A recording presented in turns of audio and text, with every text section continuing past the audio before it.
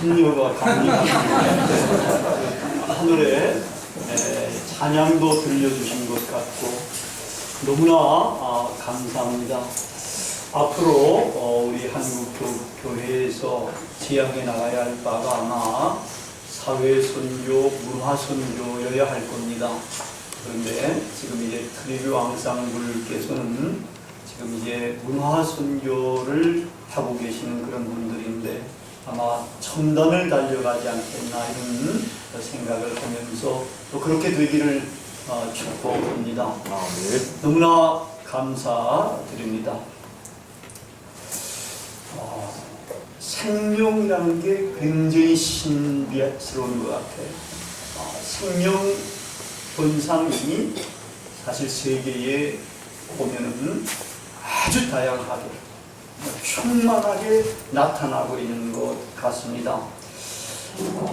봄이 되면은 정말 온 천지에 꽃이 활짝 피잖아요. 근데 그 꽃이 피는 게 생명 현상으로 드러나는 것입니다. 우리가 한 달 전에 아침고요 수목원 가평에 있는 데로 거기 이제 봄야유회를 갔었습니다. 지난주까지만 해도 여기 벽에다가 거기서 찍은 사진들을 이렇게 이제 우리가 보여드리고 붙여놨었는데 정말 꽃이 장관이더라고요. 그래서 거기 제가 꽃 찍은 사진을 한 두세 컷 이렇게 여기 동영상으로 띄우도록 그렇게 만들어 봤습니다. 한번 보여주시기 바랍니다. 이게 이제 그때 수목원 이쪽에서 찍은 아주 사진입니다. 이 꽃들이 오늘 엄청나잖아요. 그 다음에 꽃도 한번 보시죠. 그 다음에 이것도 이제 꽃밭에 꽃들이 이렇게 다양하게 많이 피었습니다. 그 다음에 제가 이제 잘못하긴 했지만 그 다음 거는 6컷을 이 한꺼번에다 다 집어넣었어요. 꽃 있는 대로 다시 한번 올라가 보시기 바랍니다. 이렇게 이제 꽃들이 그렇게 많이 피어 있습니다. 정말 보면은 그 생명이 온 땅에 충만해서 이렇게 꽃으로 화사하게 피어나는 것 같습니다. 이건 세상에 땅에만 이런 것들이 있는 것 같지 않더라고요. 이 수중에 가면은 수중에도 보면은 이 생명 현상이 대단한 것 같아요. 그다음 것 보면은 이렇게 이제 바닷속에 아름다운 물고기들 이런 것들이 굉장하잖아요. 여기 이제 산호초도 좀 있고 색깔도 이렇게 다릅니다. 그다음 것도 한번 보시죠. 여기 이제 돌고래가 이렇게 이거는 정어리떼라 그러네요. 정어리떼들 이제 보면서 이제 잡아먹기도 하면서 그런데 이 정어리떼들과 엄청나잖아요. 그다음 것도 한번 봐. 여기도 보면 이런 식으로 막 물고기들이 떼를 지어가지고 이렇게 이제 돌아다니고 그러는데 이런 것들도 다 생명 현상으로 나타나는 것입니다. 이러한 생명이 사실 우리 인간에게도 있습니다. 우리의 생명이 현재에 어떻게 나타나는지는 우리 모두가 다 잘 알고 있습니다. 그 생로병사라는 이러한 사자성어로 딱 간결하게 요약해서 이야기를 하고 있습니다. 태어나서 이제 저처럼 이렇게 늙어가다가 이제 병도 들기도 하고 죽기도 하는 이게 이제 우리 인간에게 주어진 생명 현상이라고 할 수가 있습니다. 우리에게 주어진 생명의 불꽃이 이제 꺼지게 되면 우리는 이제 죽게 되는 겁니다.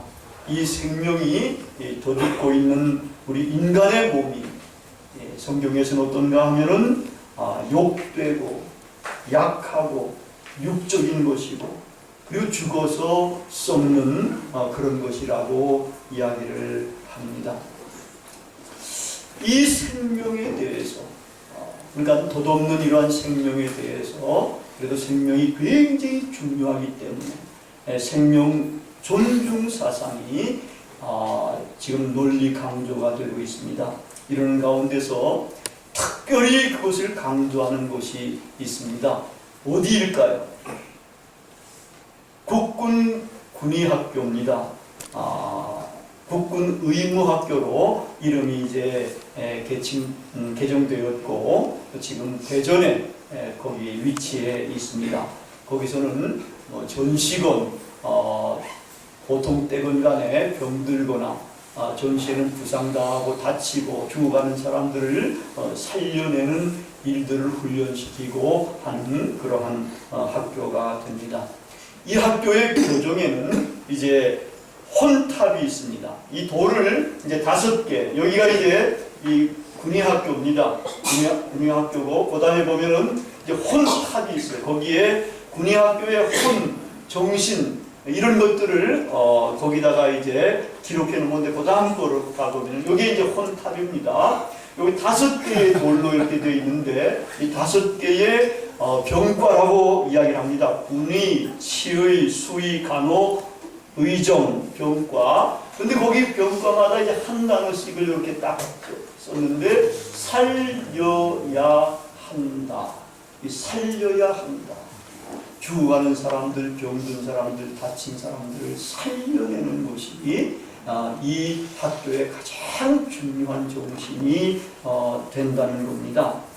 뿐만 아니라 이 학교의 마크, 올라가면 그 마크, 아까 본 마크인데, 이 마크에도 이 생명 존중의 사상이 얼마나 강하게 드러나는지 모른다 그래요. 여기 이제 보면은 여기 횃불이 있잖아요. 이게 생명의 불꽃을 이제 꺼뜨리면 되지 않는다. 뭐 이 뱀은 그 이집트에서는 이게 이제 의술과 지혜를 상징하는 그런 것이 됩니다. 그리고 여기 이제 빨간으로 되어 있는 요 십자가는 적십자인데, 생명 구호 의지를 여기다가 이렇게 피력해 놓은 것입니다. 정말 전쟁이 터졌을 때에 총알과 포탄에 맞고 찢기고 다치고 뭐 다리가 떨어져 나가고 이런 여러 사람들을 어떻게든지 살려야 한다는 이런 정신으로 생명 존중 사상을 이렇게 강조하고 있습니다. 이게 이제 그 학교의 혼이고 정신이고 좌우명이 됩니다. 이제 여기서는 보니까 다치고 죽어가는 사람들을 이제 이렇게 살려내는 것, 이것이 가장 긴박한 사명이라 할 때에, 그럼 죽은 자는 어떻게 될 거냐, 이런 문제가 이제 나타나게 되는데, 이것은 종교에서 다루고 특히 우리 기독교에서 그것을 다룹니다. 우리 기독교는 죽은 자를 살아나게 하는 이런 종교라고 할 수가 있습니다. 우리 이 교회 길버티 올해 표도 여기 보면은 살아나게 하라 하는 이런 표현을 가지고 1년 동안 우리가 씨름해 보려고 이렇게 표도 선정을 했습니다. 예수님께서는 이 지금 죽어가는 사람들을 치유하는 것도 중요하지만 이것보다 죽어있는 사람들을 살리는 것, 이것이 엄청 중요했다는 겁니다. 우리가 죽은 사람들 살리는 이 이야기는 예수님이 한 3번 정도 그렇게 한 것으로 공관복음에서 우리가 발견해 보는데, 근데 그 죽은 자는 육의 죽은 자가 아니라 영으로 죽어있는 사람들, 이런 사람들을 살리는 것이 굉장히 중요한 것으로, 또 이것이 얼마나 긴박한지 모를 정도로 예수님께서는 강조를 하셨습니다. 영이 죽어있는 자들, 그래서 하나님을 제대로 모르는 사람들, 이 세상에 유일하게 진실성을 갖고 있는 분은 하나님, 그분 한 분, 창조주 하나님이신데 그 하나님을 모르면서 살아가는 영이 죽어있는 사람들을 하나님께로 돌이키고 살려서 하나님의 생명을 갖게 하려고 하는 이 사명이야말로 가장 중요하고 막대하고 긴급한 사명이었기 때문에 예수님께서 오셔서 이 땅에서 그것을 그렇게 강하게 선포하시고 결국에는 목숨까지 내보시면서 그렇게 전파하시고 십자가상에 달려 돌아가시게 된 것입니다. 그래서 우리가 살아나게 되는 것이지요. 뿐만 아니라 예수님은 예수님의 이 사역이 예수님 당대로 끝나서는 안 될 것을 아시고서 사도들과 제자들을 불러 모으셨습니다. 여러분, 예수님께서 나를 따르라 하라고 이렇게 말씀하시고 사람들에게 너희도 너희 십자가를 지고 나를 따르라 이렇게 강조를 하신 것입니다. 근데 주님을 따르라는 것, 이것 보면은 얼마나 긴박하게 그걸 불렀는지 모릅니다. 그냥 놀다가 이 일도 하다가 따르겠습니다, 이 정도가 아닙니다. 어떤 사람은 부친이 돌아가셨어요. 부친이 돌아가셨는데 장사를 치르고 따르겠다고 이렇게 예수님에게 이야기했는데 예수님께서는 그 장사는 죽은 자들이 치르도록 해라 말이야. 그리고 너는 나를 따라라. 이 장례, 부친 장례는 인륜의 가장 중대한 사랑 아닙니까? 그런데도 예수님은 고한 며칠의 말미도 허락하지 않으시고 너는 나를 따라라 이렇게 말씀을 하시는 겁니다. 얼마나 긴박하게 이 일이 중요했으면 그렇게 말씀을 하셨겠습니까? 그렇기 때문에 우리 기독교인들은 또 하나님의 종들은 군의학교에서 사람을 살려야 한다는 이런 긴박감보다 더 긴박하게 정말 사람들을 살아나게 하는 일에 힘을 쓰고 몰두를 해야 합니다. 오늘 본문에서는 예수님께서는 하나님 나라의 생명을 맛본 자들이 천국잔치, 생명축제에 참여하고 싶어서 사방에서 몰려올 것을 예언적으로 말씀을 하셨습니다. 여기 보면은 하여튼 아브라함과 이삭과 야곱은 하나님의 나라에 있고 모든 선지자들이 있다는 겁니다. 있는데 유대인들 하나님을 믿는다고 믿었지만은 선지자도 되지 못하고 믿음의 조상의 후예도 되지 못했던 이스라엘 백성들은 거기서 쫓겨나게 된다는 겁니다. 쫓겨나가지고 슬피 울면서 이를 갈게 된다. 얼마나 쫓겨난 것이 원통하고 분했으면은 울 뿐만 아니라 이빨을 갈 정도로 그렇게 슬퍼하면서 통탄해 한다는 겁니다. 저기는 영광의 하나님의 나라에 정말 행복하게 축제 가운데서 살아가고 있는 사람들이 보이는데 자기들은 음부에 떨어지고 밖에 어두운 곳에 쫓겨나가지고 그 모습을 볼 때에 얼마나 통탄할지 모른다. 그렇기 때문에 하나님 나라를 추구하는 것, 이것이 무엇보다도 먼저 추구해야 될 일들이다.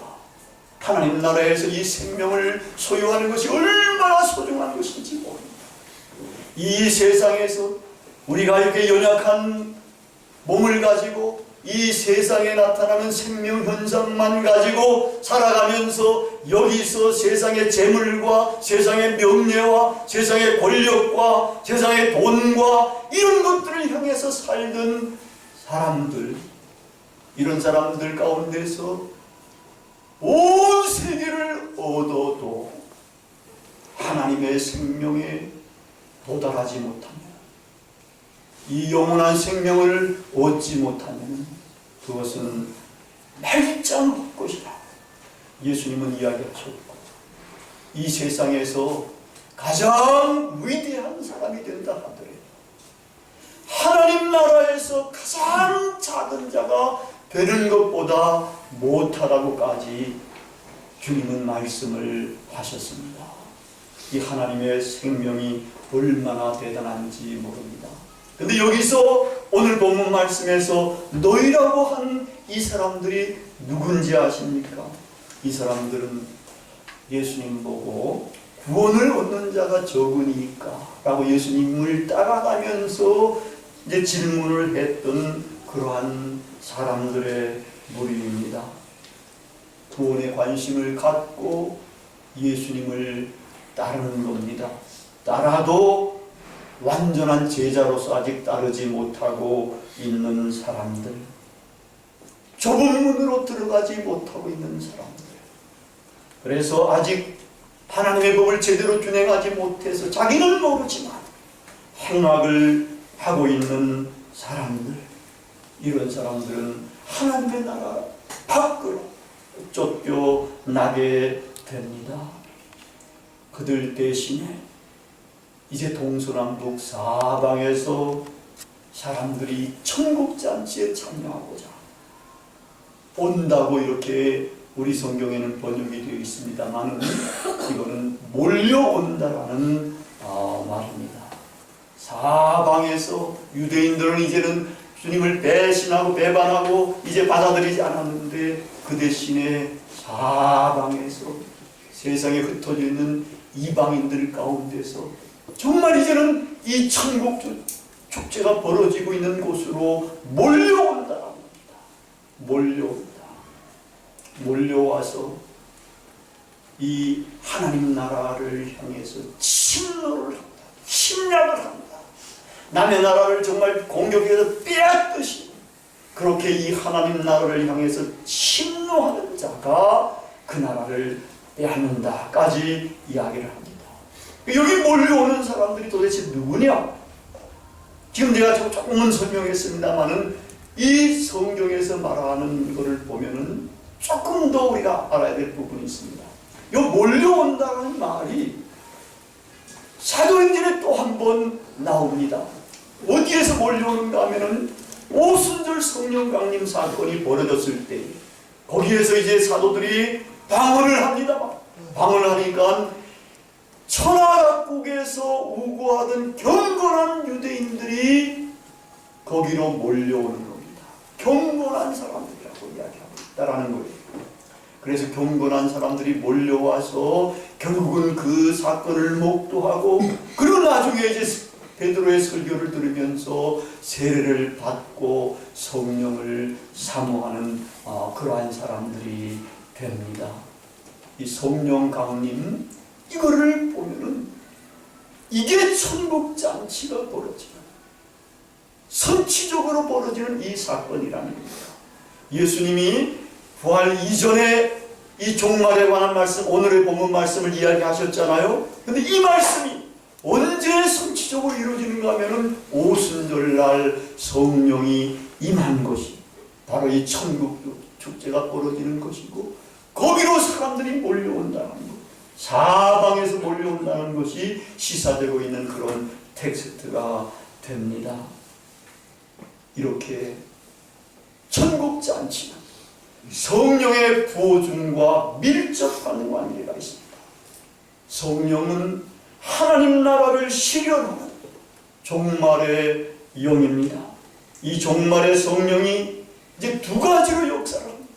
현실에서 우리에게 부어지는 이 영, 이 성령은 우리의 영을 소생시키는 겁니다. 우리의 영을 각성시켜주는 겁니다. 우리의 죽은 영을 살려주는 겁니다. 이래서 이제는 정말 신앙생활을 잘할 수 있게끔 그렇게 만들어주신 겁니다. 근데 이 성령은 할부분할금조로 주어진 거예요. 할부분할금조는 이렇게 한 10등분으로 나눠가지고 전액을 나중에 이제 갚아야 되는데 여기서 첫 달치만 갚는다 하는 10분의 1 정도나 12분의 1 정도 갚는 거, 그게 할부분할금인데 이제 이 역사 속에서 주어지는 이러한 성령은 우리에게 그렇게 주어지는 거야. 그래서 우리의 뭐를 살려주시는가 하면 우리의 영을 살려주시는 거예요. 그래서 하나님을 알게 하시고 하나님의 말씀을 깨닫게 하시고 하나님의 말씀을 순종하며 준행할 수 있게 그렇게 만들어 주시는데, 그럼 언제 할부분할금 전체가 주어지느냐 할 때 이것은 종말에 주어집니다. 종말에는 할부분할금 전체가 이제는 우리에게 주어지게 되는데, 이 종말은 이 우주의 대변혁을 이야기하지 않습니까? 하나님 나라가 완벽하게 노래하는 겁니다. 그때는 우리에게 성령이 전체가 주어지게 되는데 그 성령은 뭘 하시는가? 우리의 죽어졌고 썩어졌던 우리의 몸조차 이제는 부활시키는 겁니다. 예수님이 부활하신 것 같은 그런 신령한 몸으로 부활시키는 겁니다. 부활시켜서 하나님의 나라에서 하나님의 영광과 자유 가운데 거하게 살게 하는 겁니다. 얼마나 대단한 역할을 하는지 모릅니다. 상상이 됩니까? 여러분, 우주가 창조된 거 상상이 됩니까? 우주가 이렇게 재창조될 거 상상이 됩니까? 이게 기독교 신앙의 요체도 되는 겁니다. 종말에 창조됐던 세계가 완전하게 재창조가 되면서 하나님의 나라가 이루어지고 우리의 몸은 이렇게 변화돼가지고 약한 몸, 비천한 몸, 이제 죽을 몸, 썩어질 몸, 이런 몸이 그렇지 아니할 영광스러운 몸, 죽지 아니할 몸, 강한 몸, 영광된 몸으로 예수님이 부활하셨듯이 그렇게 부활했어요. 하나님의 영광 속에 들어가 살 수가 있게 됩니다. 근데 여기서 우리가 이제 영이 소생한 우리들, 지금 우리가 살아가야 하는 영이 소생한 우리들은 어떻게 살아가야 될 것인가? 영을 따라서 살아가야 됩니다. 우리의 영이 소생했다는 것은 세상을 향해 살던 사람들이 하나님을 발견하게 돼요. 하나님을 알게 돼서 전적으로 하나님을 향해서 이렇게 돌이키는 것까지를 말하는 겁니다. 그렇게 돌이켜서 이제는 하나님의 말씀에 따라서 살아가게 되는 겁니다. 하나님의 말씀을 준행하면서 살아가는 사람들, 이런 사람들이 종말에 성령께서 그렇게 신령한 몸으로 부활시키셔서 하나님의 영광스러운 나라에 들어가 살게 하는 겁니다. 여기서 한 가지 우리가 조심해야 될 것이 있습니다. 우리가 성령을 또 살아났다 해가지고 성령을 따라 살아야 된다 그러니까 자칫 잘못합니다. 종말론적인 생각에 빠져가지고 내면에서 이야기하는 성령의 말씀을 중요시 여기는 사람들, 기독교인들도 한 그룹들이 있습니다. 그런데 그건 정말 잘 몰라서 그런 겁니다. 성령을 받은 사람들, 영이 소생한 사람들은 성령을 따라 살아야 되는데 어떻게 사는 게 성령을 따라 사는 거냐? 하나님의 말씀을 따라서 사는 거죠. 하나님의 말씀이 이미 성령이 감동돼가지고 성령의 감동이 돼서 기록된 겁니다. 하나님께서 유일하게 선물로 인도해 주시는 이 귀한 말씀이고 이것이 유일한 기준이 되는 겁니다.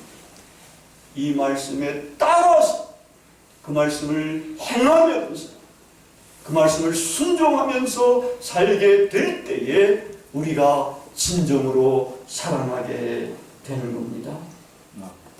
여러분, 우리가 사모하는 이러한 영원한 생명은 보이다가 없어지는 안개와 같은 현재의 생명과 비교할 수가 없습니다. 꼭 하루살이 하고 우리하고 비교하듯이 그런 비교가 될 수가 있습니다. 하루살이 것들이 하루만 사니까 이게 뭐 생명이 되겠냐 할 정도로 우리가 얕잡아 볼 수 있지 않습니까? 그런데 우리의 생명은 보이다가 아침에 보이다가 없어지는 안개와 같은 그러한 생명일 수가 있다. 근데 하나님의 생명은 영원한 생명이다. 뿐만 아니라 아까도 잠시 말씀드렸습니다만 약한 몸, 천한 몸, 썩을 몸, 죽은 몸 거기에 쌓여 있는데 이것이 이제는 죽지 아니할 몸, 강한 몸, 영광스러운 몸, 이런 몸으로 이 변화가 된다는 것 대단한 겁니다. 아멘. 근데 우리가 이런 대단한 생명을 맛볼 수가 있는 겁니다. 이 세상 여기에서 말입니다. 아멘. 이런 우리 연약한 몸을 입고 있는 생명체는 사실은 고통의 바다와 같은 배 속에서 삽니다.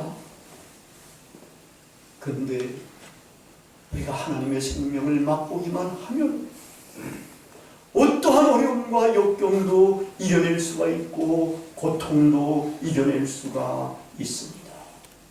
하나님의 생명을 만남이라도 본다면 얼마나 대단하게 우리가 이 세상을 용기 있게 힘차게 살아갈 수 있는지 모릅니다. 제가 지난 화요일부터 화수목 이렇게 3일 동안 우리 교단의 총회가 열려서 거기 총대로 이렇게 파송을 받아가지고 참여를 했었습니다. 근데 그때 제 선배, 학교로는 1년 선배인데 신학대학원, 근데 나이로는 한 10살 많은 형님이 케냐에서 선교 활동을 하시는 분인데 이분이 왔더라고요. 근데 굉장히 많이 연로하셨더라고요. 반갑게 만나가지고 회포를 풀고 식사하고 커피 마시면서 이제 대화를 나눴습니다. 나는 내 이야기는 별로 하지 말고 그분의 이야기만 듣자 하면서 이제 이야기를 나눴는데 이분이 케냐에서 마사이족을 선교를 하더라고요. 마사이족. 그 마사이족이 이 양반들이 유목민족들인가 봐요. 돌아다니면서 이 정착을 하지 않는데 하여튼 이 양반은 아이디어를 잘 써가지고 자기가 갖고 있던 이 기증받았던 땅을 개간해가지고 옥수수를 심어가지고 이 옥수수를 그 친구들은 처음 보거든.